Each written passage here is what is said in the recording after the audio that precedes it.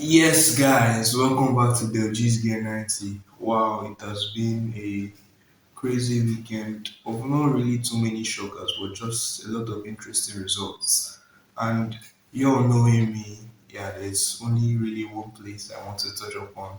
But first, let's just take the minor things. Lamine Yamal scored a hat trick.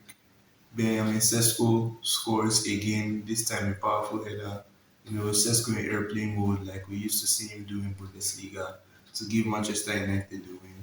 Although this weekend there were a lot of bangers, which is why we are going to be dropping the top five goals of the week.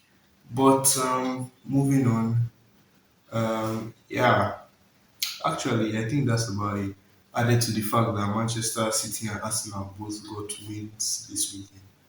And Man City, yeah, who were they playing? I don't even know, but we all expected them to win. In the end, it was a slender lead, 1-0. But Manchester City were in complete control of that game, and there was one man running the show for them, and that was Ryan Cherky.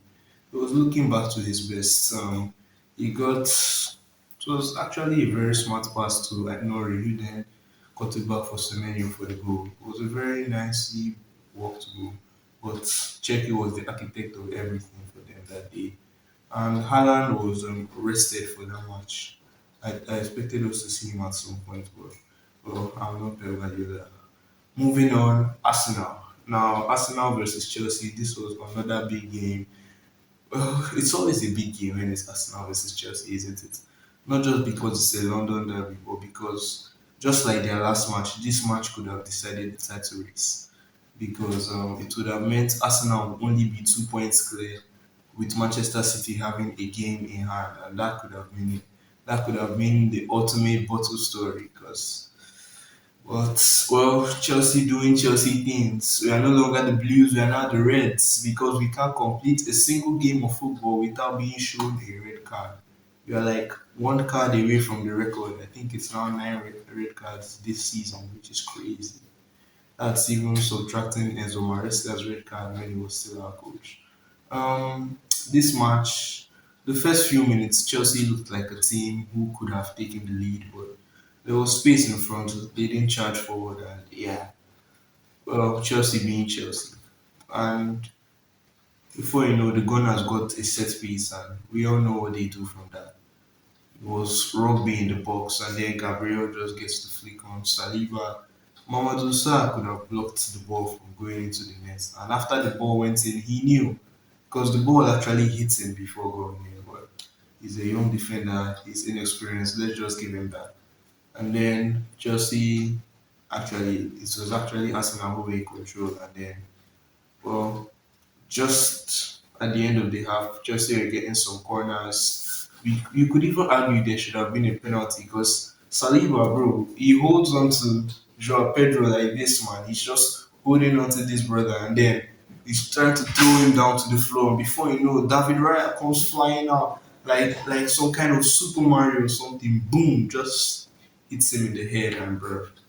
I mean, that's just rough play. And also, there was this one where Declan Rice holds, I think it was Hato, and then his hand goes up. Yeah, some people are saying it shouldn't have been a penalty, but if you look closely at the replay, it actually hits him at this area, and this is a very clear penalty since his hands were like this. So, but whatever, I don't really care because Chelsea only they know what they've gone and done to themselves. Anyway, moving on, just after that, Rich James whipped in another delicious cross, and it was so delicious the Gunners had to, score a set piece against themselves. And it's crazy the fact that all three goals in this match were scored by Arsenal. And yeah, there was a moment at the end where Joao Pedro tries a bicycle kick. Great save by Raya, cleared off the line, and then the lap is there to tuck it home. But Joao Pedro was offside by a couple of yards, so it didn't count.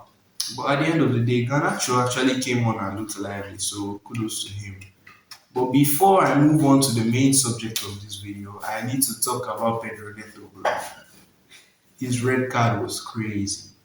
And now it hurts, to be seeing stupid red cards like that. Martinelli just shows him the ball and then moves like this. And the ball is in motion and Pedro Neto is just like, you know what? I'm not letting you pass.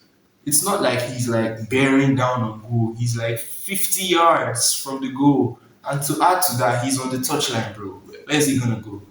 Besides, I think there were other people coming back. All he needs to do is just follow him straight into the touchline, hold up a bit. Someone will come and help him. But nah, for absolutely no reason, this brother goes in with 2 feet and then just this is Martinelli's leg, right? And then this is Pedro Neto, just scissor kicks him, bro. And he just got a yellow card like 2 minutes ago or something. So it's a red. There's no protesting that. But now we need to talk about Cole Palmer, bro, because this brother has been dropping stinkers after stinkers after stinkers.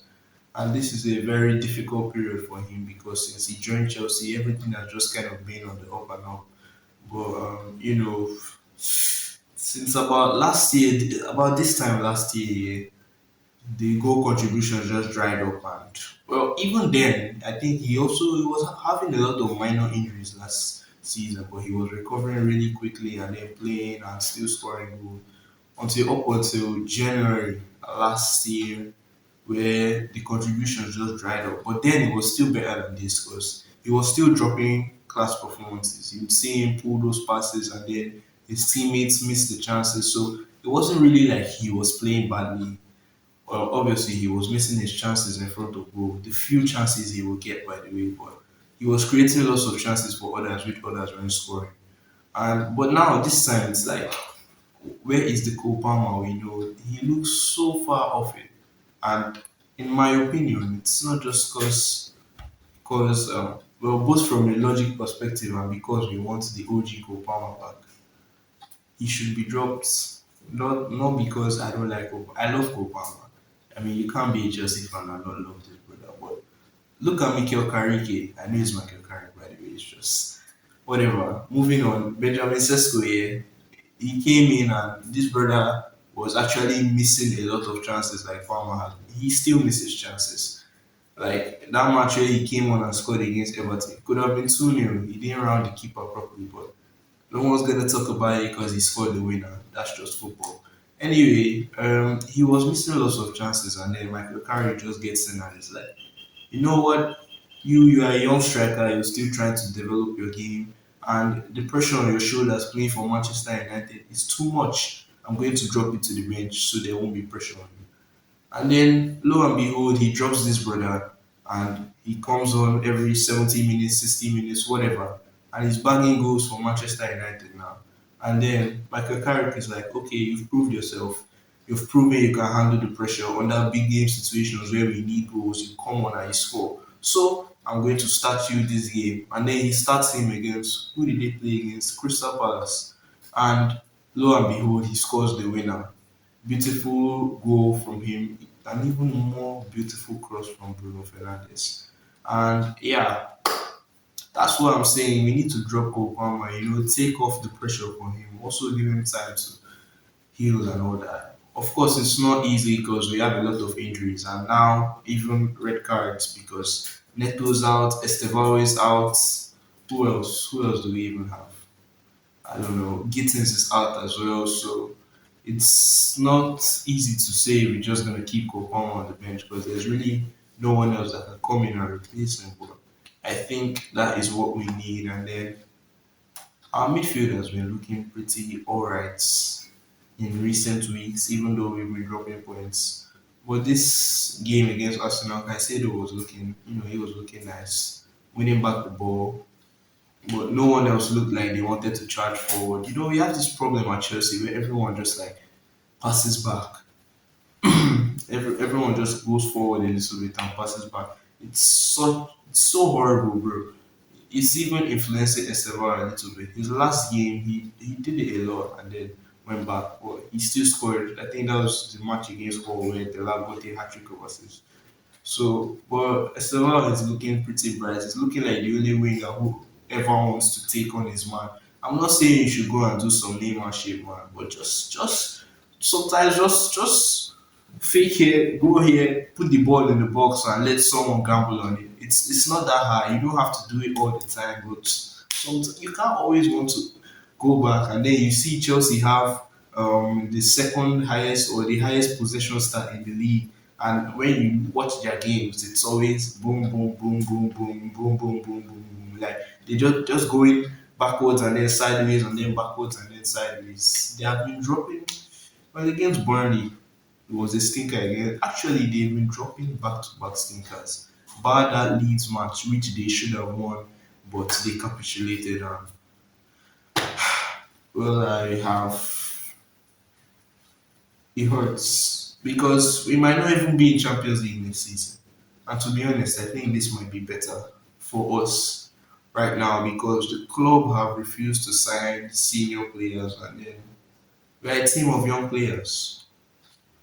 Some of these young players can't seem to be able to, play back to back 90 minutes when it's Wednesday, Saturday, Wednesday, Saturday. So maybe we only need to be in one competition. I mean, I know how much it helped Manchester United. They left the Carabao Cup, were eliminated from the FA Cup by Brighton, Carabao Cup by Grimsby, by the way. And now they're flourishing in the Premier League because that's the only competition they have to look forward to. I mean, for a team with young players like us, yes, I know Chelsea should be battling for the titles, but I don't think they should necessarily sack Liam Rosinho. It's too early. We can't be moving from coach to coach. One coach needs to implement his philosophy and be given time to make it work. So I think they should, next season, if we don't qualify for Champions League and the performances are still this bad, then there's no excuse. However, I still think Chelsea will win the trophy this season. I think the FA Cup. Yeah, because my prediction from the beginning was Chelsea are going to win Premier League and with one of the cups, either the FA or the Carabao. Arsenal will win the other cup, and then Real Madrid win the Champions League. Yeah. Now it's looking, yeah, Chelsea can win the Premier League now. It's like so far gone. Except Arsenal, Manchester City, and Manchester United and Aston Villa just happen to lose their next 9 games, and then Chelsea win all of them, and boom, straight to the top of the table. But that's highly unlikely. So I still think Chelsea will win the trophy this season, but I don't think we are going to qualify for Champions. We could still do it. To be fair, it's still possible. But you all should let me know in the comments. Do you think it will be better if we don't qualify? Because at this point, it generally needs to be questioned. And then Kupama, do you think he should be rested, given the Benjamin Sesko treatment till he can get back to, get up to speed? You all should just let me know in the comments. And yeah, I will see you guys in the next one. Peace.